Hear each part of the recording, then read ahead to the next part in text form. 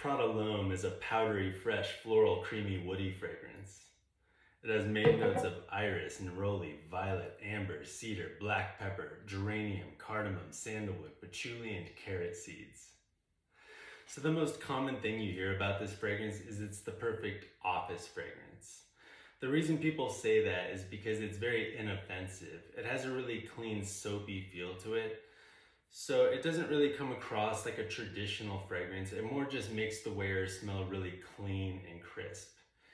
And that's not really a type of scent profile that ever offends anybody. You know, it's not really bold or loud or challenging. So that's why it's dubbed the perfect office fragrance, although I think it's a lot more versatile than that. For people who really, want a fragrance that's a little understated, that just really accentuates their style, their look, but doesn't really draw too much attention, I think this is a perfect signature fragrance type of fragrance.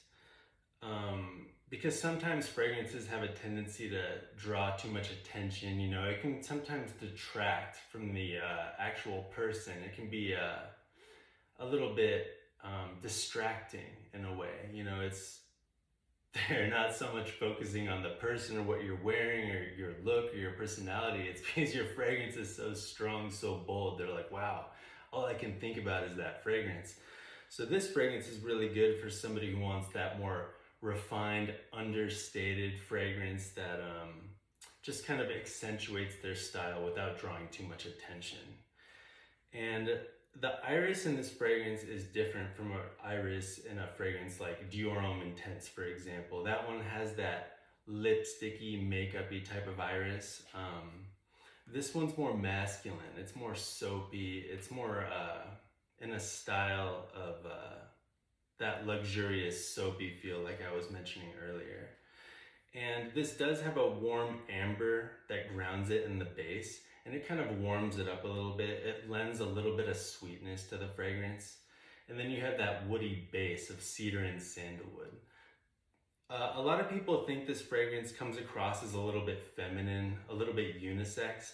And I would say it definitely is not the most masculine fragrance out there, but things like the black pepper keep it from going too feminine, too unisex. I would say this does decidedly lean masculine.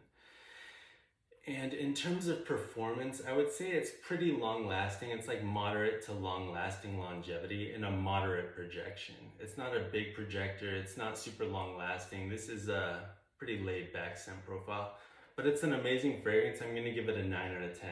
That was Prada L'Homme.